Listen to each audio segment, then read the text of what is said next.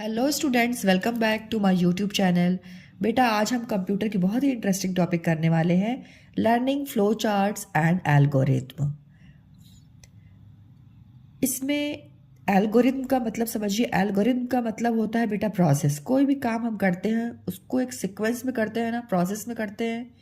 Okay, जैसे हमें चाय बनाना है तो हम फ्राई पैन रखेंगे, उसमें पानी रखेंगे, मतलब पानी डालेंगे, चाय की पत्ती डालेंगे, अदरक डालेंगे, वो उबलेगा, फिर उसमें दूध डालेंगे, चीनी डालेंगे, फिर चाय रेडी हो जाएगी। तो ये क्या है? प्रोसेस है। इसी चीज़ को आप फ्लो चार्ट के थ्रू, मतलब इसमें क्या होते हैं, कुछ सिंबल्स होते हैं और सिंबल्स के थ्रू हम फ्लो चार्ट पे भी इस चीज़ को रिप्रेजेंट कर सकते हैं। ओके, तो चलिए हम आपको आसान भाषा में इसको समझाने का प्रयास करते हैं। तो बच्चों देखो, हमने ना आपके लिए एल्गोरिथम क्या होते हैं और फ्लो चार्ट्स क्या होते हैं इसके लिए बहुत अच्छी सी टेबल बनाई है। इससे आपको बहुत अच्छे समझ में आ जाने वाला कि एल्गोरिथम क्या होते हैं और फ्लो चार्ट्स क्या होते हैं। ओके बच्चों, तो देखिए यहाँ पे लिखा हुआ है a sequence of written steps और इंस्ट्रक्शंस। एल्गोरिथम क्या होते हैं? उनमें इंस्ट्रक्शंस को ना सीक्वेंस में लिखा जाता है और स्टेप के अकॉर्डिंग। ओके, यानी चरणबद्ध निर्देशों का क्रम होता है, मतलब इसे एक वन बाय वन स्टेप में लिखा जाता है। ओके, और जो फ्लो चार्ट होता है, फ्लो चार्ट में क्या होता है? A pictorial representation of a work flow. काम हो कैसे रहा है इस चीज को ना सिंबल्स के थ्रू, मतलब आप एक पिक्चर के थ्रू दिखाया जाता है। ये सिंबल दिख रहे हैं ना आपको, इस टाइप से आपको फ्लो चार्ट दिखाया जाता है। ओके, अभी मैं समझाती हूँ ये चीज़ क्या है। ओके, तो ये पिक्चर के थ्रू दिखाया गया। और एल्गोरिथम में क्या होते हैं? एल्गोरिथम में हम स्टेप्स लिखते हैं। देखो यहाँ पे स्टेप्स मैंने लिखा है ना, step 1, step 2, step 3, step 4, step 5 और स्टेप 6। ओके, एग्जाम्पल ज़्यादा अच्छे से आपको समझ में आएगा। देखिए एग्जाम्पल लिखा है algorithm to find the area of a rectangle. Algorithm हमें करना क्या है? हमें ना फाइंड करना है रेक्टेंगल की एरिया। ठीक है, तो ये हमें करना, तो इसको हम जब स्टेप में करते हैं, जैसे हमने स्टेप में फर्स्ट स्टेप क्या होगा? स्टार्ट करना। ओके, सेकंड स्टेप होगा declare variable L, B and area. L is length, B is breadth और एरिया। ठीक है, थर्ड स्टेप होगा read the values of variables. Variables को हम रीड करेंगे, एल एंड बी को। ओके, फिर फोर्थ स्टेप होगा एरिया। एल इंटू बी, मतलब लेंथ इंटू ब्रेथ को मल्टीप्लाई करेंगे एरिया में। Fifth step print the value of the area. और फिफ्थ स्टेप में हम जो वैल्यू आई है उसको हम प्रिंट कर देंगे। ओके, और स्टेप फिफ्थ हमारा स्टॉप हो जाएगा। जब हमारी प्रोसेस कंप्लीट होती है तो स्टॉप हो जाता है। तो इसको हम क्या बोलते हैं? एल्गोरिथम। देखा आपने यहाँ पे a sequence of a written steps और इंस्ट्रक्शंस। यहाँ पे एक सीक्वेंस में वर्क हुआ है ना, तो इसी को हम बोलते हैं एल्गोरिथम। ओके, और पिक्टोग्राफ में आपने क्या पढ़ा अभी? अ pictorial representation of a flow work. जो ये वर्क है ना, इसको हम अब पिक्चर के थ्रू रिप्रेजेंट करेंगे। और यहाँ पे ऐसा नहीं है कि हम कोई भी कुछ भी बना सकते हैं, ऐसा नहीं है बेटा। स्टार्ट के लिए और एंड के लिए हमेशा ओवल शेप को यूज किया जाता है। ओके, एंड इनपुट के लिए और आउटपुट के लिए हमेशा हम पैरेललोग्राम शेप को यूज करते हैं। और जहाँ पे प्रोसेस होती है, प्रोसेस के लिए हम रेक्टेंगल शेप को यूज करते हैं। ओके, ये देखिए फ्लो चार्ट में जो ये सिंबल्स होते हैं ना, इन सिंबल्स को ही यूज करते हैं हम फ्लो चार्ट बनाने के लिए। अभी मैंने आपको समझाया ओवल शेप का यूज करते हैं स्टार्ट एंड स्टॉप के लिए। और इनके फंक्शंस क्या होते हैं? An oval represent a start और एंड पॉइंट्स। ओके, ये होते हैं एरोज। आपको एरोज में दिखाती हूँ, लुक हियर, ये एरोज हैं। ओके, एरोज का क्या काम है? फ्लो लाइंस, इनको फ्लो लाइंस बोलते हैं। ओके, एरोज को flow lines indicate the direction of flow to control in a flow chart. अब ये आपको क्या करता है? कनेक्ट करने का काम करता है, इंडिकेट करता है लाइंस को कि वन बाय वन ये स्टेप्स हो रहे हैं। ओके, नेक्स्ट देखिए यहाँ पे ये है पैरेललोग्राम। इनका यूज़ हम इनपुट के लिए और आउटपुट के लिए करते हैं। ओके, और अब इसको इसका फंक्शन क्या है? A parallelogram represent into input and output statements. Input और आउटपुट स्टेटमेंट्स के लिए हम पैरेललोग्राम को यूज़ करते हैं। ओके, और ये जो रेक्टेंगल शेप है इसका यूज़ हमेशा हम प्रोसेस के लिए करते हैं। और रेक्टेंगुलर रिप्रेजेंट्स अ प्रोसेस और फॉर्मूला। कहीं हमको प्रोसेस दिखाना हो या फॉर्मूला दिखाना तो उसके लिए हम क्या सिंबल यूज़ करेंगे? रेक्टेंगल को। ओके, ये प्रोसेस को दिखाता है। और ये है डिसीजन। जो डायमंड शेप होता है वो डिसीजन के लिए यूज़ होता है। A diamond indicates a decision statement. जहाँ हमको यस नो में अपने स्टेटमेंट को बताना होता है वहाँ पे हम डायमंड शेप यूज़ करते हैं सिंबल। ओके, और इसका यूज़ हम डिसीजन के लिए करते हैं। ओके बच्चों, और ये है सर्कल जैसा ये बना दिख रहा है ना आपको, ये कनेक्टर का काम करता है। Okay, a round shape box is use to connect one part of the flow chart to another. ये क्या करता है? कनेक्शन बताता है आपको। ये देखिए यहाँ पे ये बना हुआ सर्कल्स में ये कनेक्शन बताता है कि 1 के बाद ये 2 स्टेप है, ये 3rd स्टेप है, ये 4th स्टेप है and it is 5th step. Okay, यहाँ तो सिंपल था तो यहाँ तो समझ में आ रहा था आपको।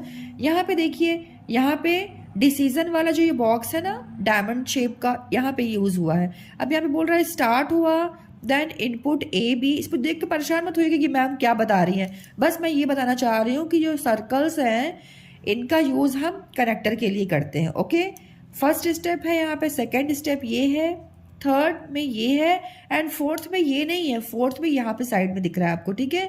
फोर्थ ये है, मतलब ए और बी दोनों में बड़ा कौन है? तो ए बड़ा है। ओके, तो क्या डिसाइड हुआ? ए बड़ा है तो प्रिंट ए यहाँ पे लिख जाएगा और यही डिसाइड हुआ, डिसीजन का काम हुआ ना यहाँ पे, इसलिए इसको हम यूज़ करते हैं डायमंड शेप को। फिर ए प्रिंट आ गया यहाँ पे 5th पॉइंट में, और ओके, और फिर 4th के बाद ये हो गया 5th और फिर 6th में स्टॉप हो जाएगा जब डिसीजन आपने ले लिया कि ए ग्रेटर है। ओके, तो यही चीज़ है, इसी चीज़ को हम बोलते हैं कनेक्टर। इसका यूज़ करते हैं, इससे हमें स्टेप्स पता चलती है कि इसके बाद कौन सी नेक्स्ट स्टेप है। ओके, नेक्स्ट देखिए, written in the text form. ये इनको ना जो एल्गोरिथम्स होते हैं इनको हम टेक्स्ट फॉर्म में लिखते हैं। ओके, ये आपको दिख रहा है, वेरी नाइस। और नेक्स्ट देखिए, नेक्स्ट इसमें क्या होता है? फ्लो चार्ट में represent using symbols and arrows. इन फ्लो चार्ट को रिप्रेजेंट करने के लिए आपको सिंबल्स को, ये these are symbols, okay, symbols को एंड एरोज को यूज किया जाता है। Okay, now next, easier to write and read. जो एल्गोरिथम होते हैं उनको लिखना और पढ़ना इजी होता है। ओके, देखो आप आराम से समझ जा रहे हो ना यहाँ पे, तो इसको लिखना और पढ़ना इजी होता है। किसको? एल्गोरिथम को, जो प्रोसेस होती है।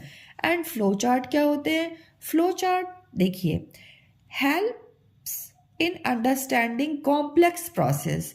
जो प्रोसेस थोड़ा सा कॉम्प्लेक्स होते हैं, जहाँ पे यस नो होता है, ओके, जहाँ प्रोसेस थोड़ा लंबा होता है, उनके लिए हम फ्लो चार्ट को यूज़ करते हैं। मतलब इनकी प्रोसेस थोड़ा सा कॉम्प्लेक्स होती है, थोड़ा सा डिफिकल्ट होती है। ओके, अब देखिए यहाँ पे, अब ये चीज़ क्या है? अब ये आपका फ्लो चार्ट है। ओके, तो अब एग्जाम्पल समझिए। यहाँ पे एग्जाम्पल में मैंने लिखा था algorithm to find the area of a rectangle. अगर हमको रेक्टेंगल की एरिया फाइंड आउट करनी है एल्गोरिथम से, ठीक है, प्रोसेस के थ्रू, तो हम ऐसे ही करेंगे। क्या करेंगे हम? देखिए, step 1 start, step 2 declare variable L, B and area. L is length, B is breadth and area, right. Step 3 is read the value of variable L and B। L और B को आपको क्या करना है? रीड करना है। Variable किसको बोलते हैं बच्चों? वेरिएबल जो A से Z तक के लेटर्स होते हैं ना, उन्हीं को हम बोलते हैं variable, right. Step 4 is area. Area is length into breadth. Area निकालने के लिए हमेशा हम लेंथ इनटू ब्रेथ ही करते हैं। Step 5 is print the value of the area. मतलब एरिया जो आए निकल के उसके वैल्यू को हम प्रिंट करते हैं। ओके, फिफ्थ स्टेप में, सिक्स्थ में हमारी प्रोसेस कंप्लीट हो गई, फिर हम सिक्स्थ में स्टॉप हो जाएंगे। राइट, इसी चीज़ को हम फ्लो चार्ट के थ्रू कैसे करेंगे, तो देखिए सेम वही कंडीशन है, इसको मैंने फ्लो चार्ट में बताया है। देखिए पहले हम स्टार्ट करेंगे, देन स्टार्ट के लिए हम ओवल शेप को यूज़ करेंगे, स्टार्ट एंड एंड के लिए हमेशा हम ओवल शेप को यूज़ करते हैं। ओके बच्चों, फिर जो इनपुट होता है, इनपुट के लिए भी हम पैरेललोग्राम शेप को यूज़ करते हैं। पैरेललोग्राम शेप देखिए इस टाइप का होता है। ओके, तो declare variables L, B and area. Next, read values of L and B.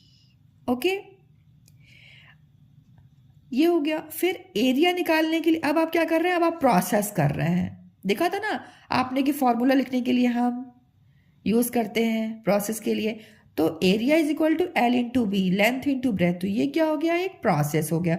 तो इसके लिए इसको हम शो करते हैं रेक्टेंगल शेप में। Okay, then print the value of area, जो आंसर निकल के आया मतलब print the value area of area. Okay, तो इसको हम वापस से पैरेललोग्राम में, क्योंकि इनपुट और आउटपुट को हम रिप्रेजेंट करने के लिए पैरेललोग्राम को यूज़ करते हैं। ओके, फिर आप लास्ट में कर देंगे स्टॉप ओवल शेप को यूज़ करके। आई होप आपको अब ज़्यादा अच्छे समझ में आ गया होगा कि एल्गोरिथम क्या होते हैं एंड फ्लो चार्ट्स क्या होते हैं सिंपल वे में।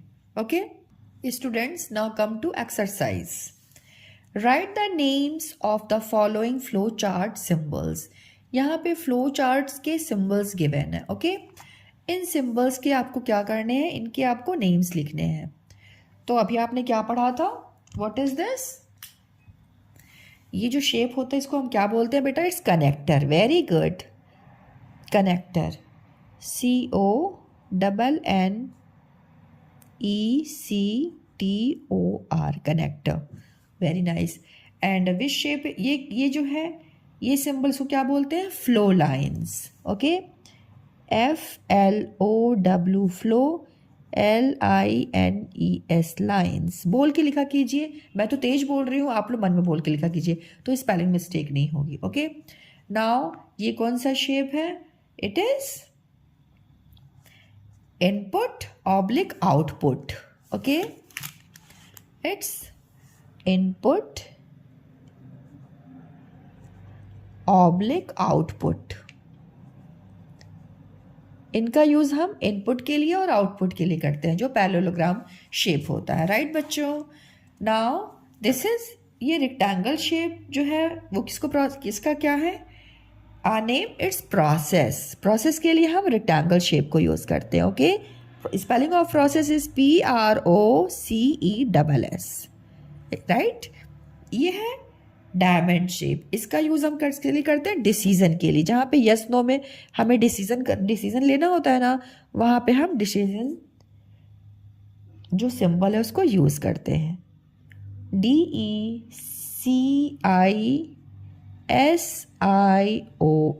Decision. Okay, now it is, which shape is this, it's Oval shape. ठीक है, ओवल शेप जो है इसका यूज हम किसके लिए करते हैं, स्टार्ट एंड स्टॉप के लिए। Start and stop. ओके बच्चों, now come to fill in the blanks. Fill in the blanks with the correct words. Correct words को आपको यहाँ पे फिल करना है।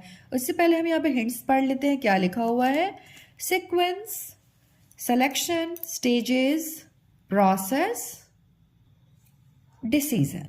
Okay, now question read कीजिए, these symbols are used to symbolize the flow of the problem solving। Problem को solve करने के लिए हम कौन सा सिंबल यूज करते हैं, process. Very nice, process, PROCESS, process. Good. Now number 2, in dash construct step by step instructions are followed। किसमें हम स्टेप बाय स्टेप इंस्ट्रक्शन को फॉलो करते हैं? सीक्वेंस में, है ना। अभी आपने पढ़ा था ना, सीक्वेंस में हम करते हैं। सीक्वेंस, SEQUENCE,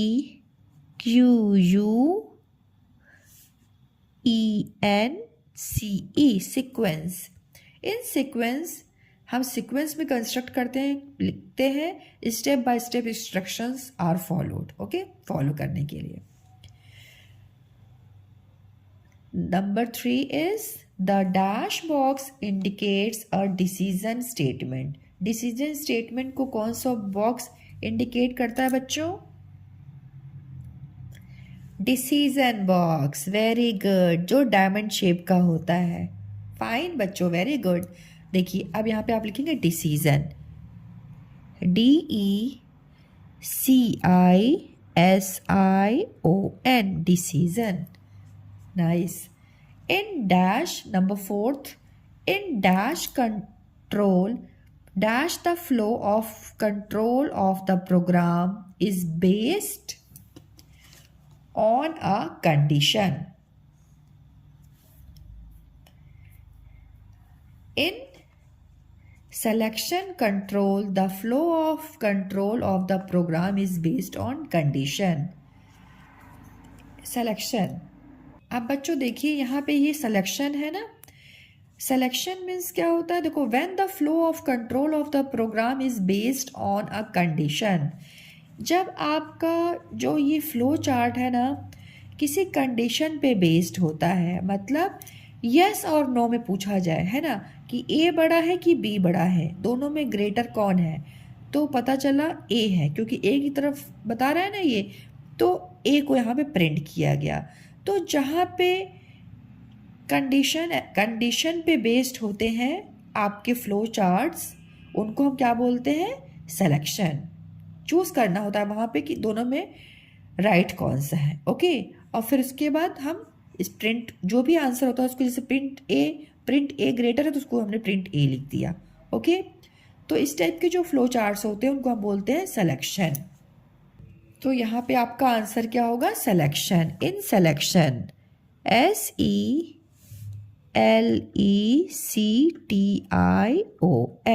ओके बच्चों। इन सिलेक्शन कंट्रोल, जो सिलेक्शन कंट्रोल होता है, the flow of control of the program is based on a condition, condition पे डिपेंड होता है, okay. Now fifth question, fifth देखिए, the result may be obtained at different dash of the algorithm. It's 4 states. The result may be obtained at different states of the algorithm. मतलब different stages होते हैं, okay, different stages होते हैं हमको algorithm निकालने के, okay.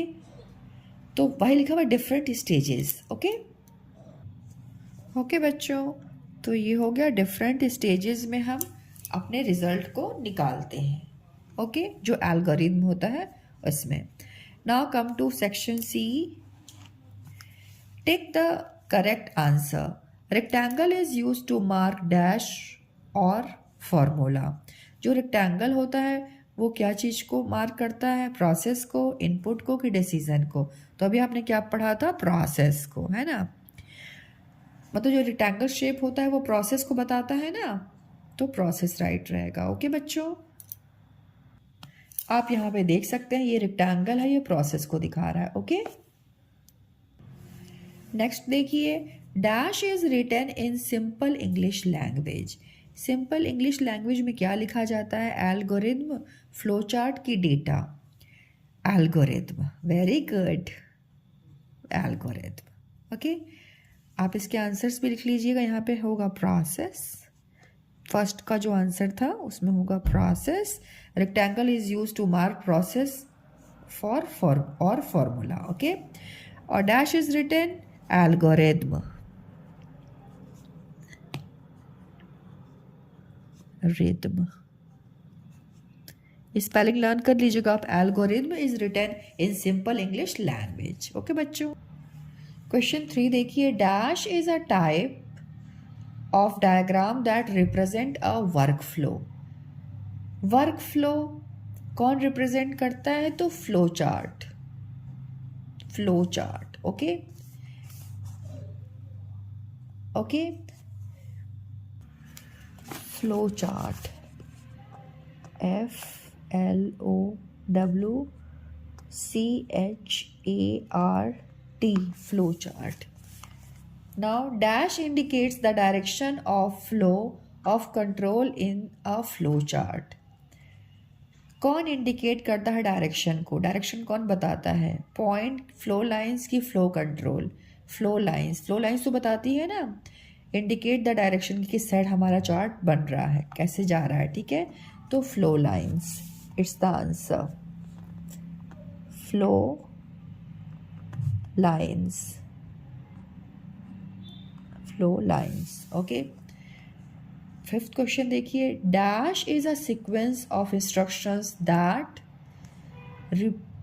repeats itself for a specified number of times or while a particular condition in true.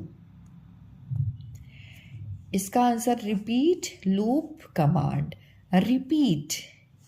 Repeat loop command, तो loop is the answer. अभी मैं समझाती हूँ इसका क्या मतलब हुआ। Loop,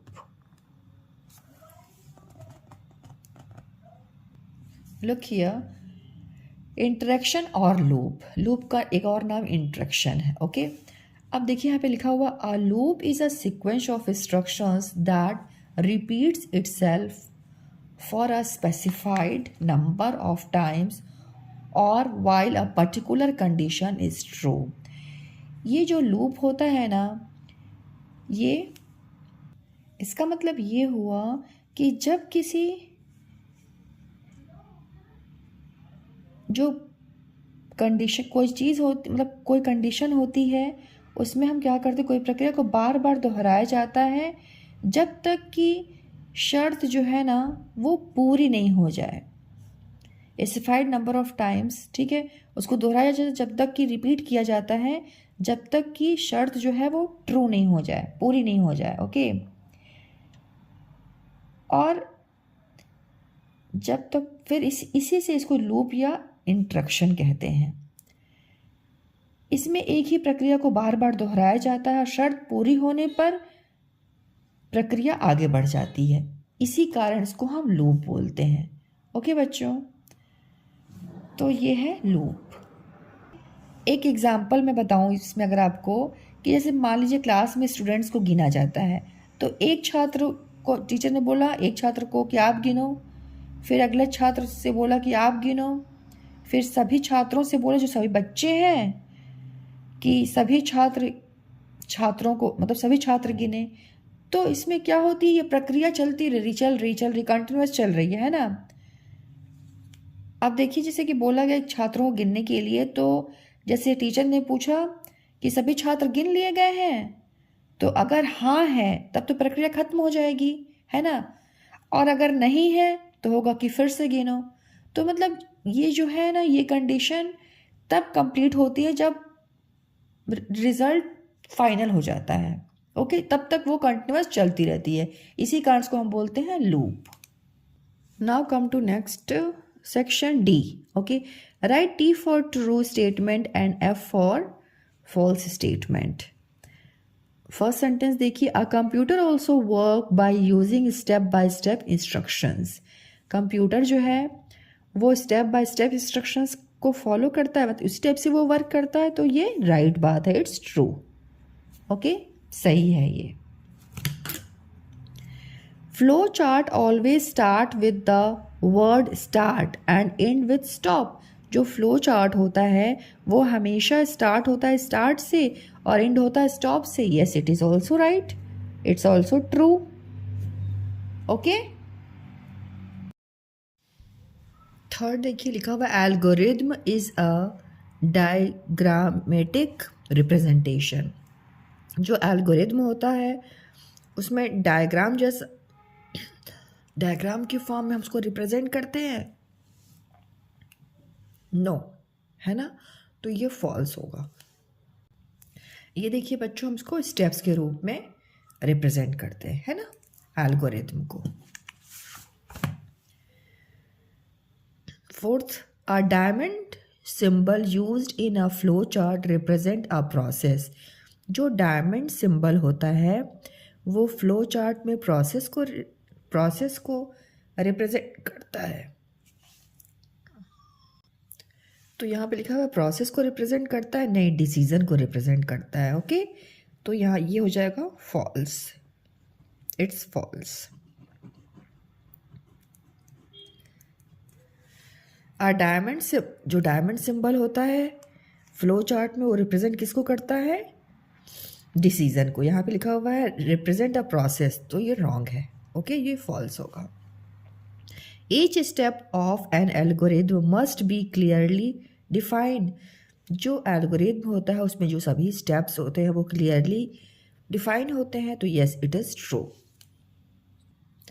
Now come to question section E. Answer the following questions. Question is what is a program? Program क्या होता है? देखिए बहुत इजी लैंग्वेज में लिखा हुआ है। Every activity has a sequence of steps that needs to be followed. Her activities के लिए जिनको हम फॉलो करते हैं उसके लिए हम सीक्वेंस में हम उन स्टेप्स को फॉलो करते हैं। Okay, a computer also work, computer भी वर्क करता है by using step by step instructions written in a specific programming language.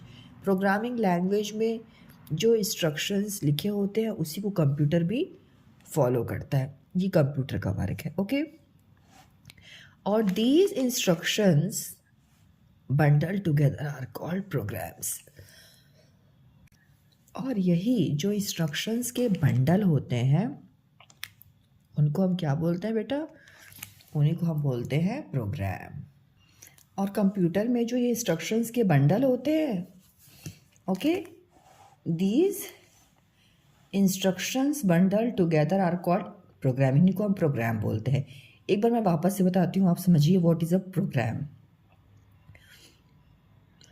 Every activity has a sequence of steps that needs to be followed. हर activity को हमें complete करने के लिए steps में सीक्वेंस को स्टेप्स में करना होता है। Okay, a computer also works by using step by step instructions written in a specific language, programming language. Programming language में जो इंस्ट्रक्शंस लिखे होते हैं कंप्यूटर भी ना उनको फॉलो करता है step by step. These instructions bundle together are called program. इन्हीं को जब ये इकट्ठा होते हैं बंडल के रूप में, तो उन्हीं को हम जब एक साथ इकट्ठा होते हैं तो उसको हम बोलते हैं प्रोग्राम्स। ओके बच्चों, now question 2 is what is an algorithm. Algorithm क्या होता है? Name the properties of an algorithm. Algorithm की प्रॉपर्टीज बताइए। What is algorithm? देखिए, an algorithm is a step by step process of solving a problem written in simple English language. It produces an ordered sequence of steps that provides a solution to a problem.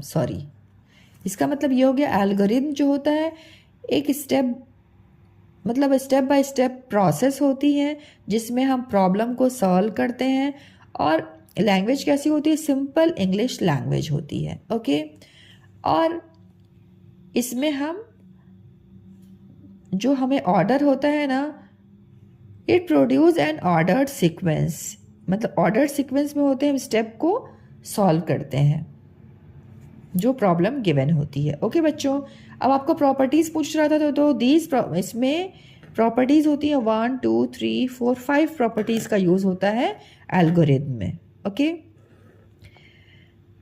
फाइनिटेनेस, इसका means क्या होता है? इसका मतलब होता है सीमितता। मतलब an algorithm must stop terminate eventually after a finite number of steps. इसमें क्या होते हैं?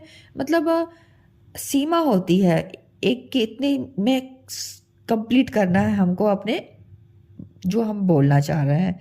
मतलब संख्या इसमें सीमित होती हैं, स्टेप सीमित होते हैं, यह अनंत तक नहीं जाता है। ओके, डिफाइनिटेनेस, इसका मतलब होता है निश्चितता। Each step of an algorithm must be clearly defined, मतलब बहुत ही भ्रमित नहीं होगा आदमी, इसको बिल्कुल देख के उसको समझ में आ जाएगा यहाँ पे बोला क्या जा रहा है। Okay, input algorithm of operation you perform needs some beginning values associated with different process activities, so the value are given to the algorithm before it's began। इसमें क्या होता है, इसमें जैसे एल्गोरिथम में ना अच्छी तरह से इनपुट होना चाहिए और एक या दो हो सकते हैं और बहुत ज़्यादा नहीं होने चाहिए। ओके, यही लिख रहा है, इसमें लिखा हुआ है so the value that given to the algorithm before its began. Okay, output में क्या होता है, आउटपुट में one always expects output result in terms of output from an algorithm. The result may be obtained at different stages of the algorithm। इसका means ये हुआ कि जो एल्गोरिथम होता है ना, कम से कम एक आउटपुट अवश्य देता है, ज़रूर से देता है ना, और यह आउटपुट जो होता है वो समस्या का समाधान करता है। ओके, और लास्ट है effectiveness. Algorithm should be developed written using simple steps operational steps should be simple so that they can be done precisely and in a finite amount of time by a person by using paper and pencil only। इसका means हुआ कि जो algorithm होता है ना, इसकी जो सभी चरण सिंपल मतलब जो स्टेप्स होते हैं उनको आसानी से जो हम ह्यूमंस है ना या मशीन द्वारा सीमित समय में पूरा किया जा सके, इस टाइप से इनको बनाया जाता है। और इनको यूज़ करने के लिए हम क्या करते हैं, पेपर और पेंसिल का यूज़ करते हैं। और इससे क्या है, ये बहुत ज़्यादा इफेक्टिव बनते हैं। ओके, बस यही चीज़ इसमें लिखी हुई है, तो ज़रूरी नहीं है आपको इतना ज़्यादा इसको डिफाइन करना। आप ये स्टेप्स भी लिख देंगे ना, डिपेंड करता है ना कितने मार्क्स का ये पूछा जा रहा है। ठीक है, एल्गोरिथम के बारे में अच्छे समझाइएगा, फिर इनके प्रॉपर्टीज़ को सिंपली, इसको आप सिंपल लैंग्वेज भी लिख सकते हो। ओके बच्चों, नेक्स्ट क्वेश्चन देखिए, what do you mean by flow chart. Flow chart का क्या मतलब होता है, ये देखिए यहाँ पे लिखा हुआ है, अ flow chart is a pictorial representation of a work flow. Flow chart क्या होता है, एक मतलब पिक्चर जैसा बना होता है। मैंने आपको बना के दिखाया था ना यहाँ पे, ये देखिए इसको हम बोलते हैं flow chart. Represent of a work flow, work के फ्लो को रिप्रेजेंट करता है। The flow chart makes use of various graphic symbols, और इसको बनाने के लिए ना हमको जो ग्राफिक सिंबल्स होते हैं, मतलब स्टार्ट और स्टॉप के लिए हमें ओवल शेप को यूज़ करना होता है। इनपुट आउटपुट के लिए हमें जो पैरेललोग्राम शेप है उसको यूज़ करना होता है, एंड प्रोसेस के लिए हमको रेक्टेंगल शेप यूज़ करना होता है। ठीक है, तो ये हमें जानना ज़रूरी है। These symbols are used to symbolize the flow of the problem solving process। In symbol की हेल्प से हम ना अपने प्रॉब्लम को बहुत ही अच्छे से सॉल्व कर पाते हैं। Okay, flow chart are used in designing documenting a program. Flow chart का यूज़ हम डिज़ाइनिंग के लिए, डॉक्यूमेंटिंग प्रोग्राम्स के लिए करते हैं। ओके बच्चों, तो ये आपका आंसर हो गया।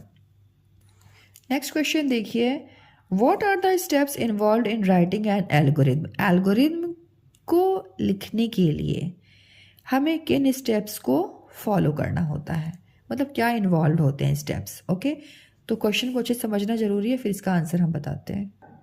ये देखिए, steps to write an algorithm 1 2 3 4 steps हैं। It always start with start and end with stop. Okay, पहली बात ये है फर्स्ट। सेकेंड है every instructions written in the algorithm has a number. जो इंस्ट्रक्शंस लिखे जाते हैं ना उनमें नंबर्स होते हैं, मतलब 1 2 3 4 5 इसके फॉर्म में आपको लिखना है। Each instructions is written in a separate line. जो सभी इंस्ट्रक्शंस होते हैं उनके लिए एक अपनी लाइन होगी अलग अलग सी। Okay, each statement is precious and is written in English language. जो सभी स्टेटमेंट्स होंगे बहुत प्रेशियस, मतलब वैल्यूएबल होंगे, है ना, मतलब फालतू चीज़ नहीं लिखनी है, एकदम बिल्कुल सटीक चीज़ आपको लिखनी है, और इंग्लिश लैंग्वेज उसकी होनी चाहिए। ये चीज़ क्या है बेटा, हम एल्गोरिथम लिखने के लिए क्या स्टेप्स को फॉलो करते हैं, ये चीज़ है। ओके, सो बच्चों यहीं पे मेरी ये वीडियो कंप्लीट होती है। आई होप आपको ये वीडियो हेल्पफुल हो, और अगर हेल्पफुल लगती है तो अपने फ्रेंड्स के साथ आप शेयर कीजिए।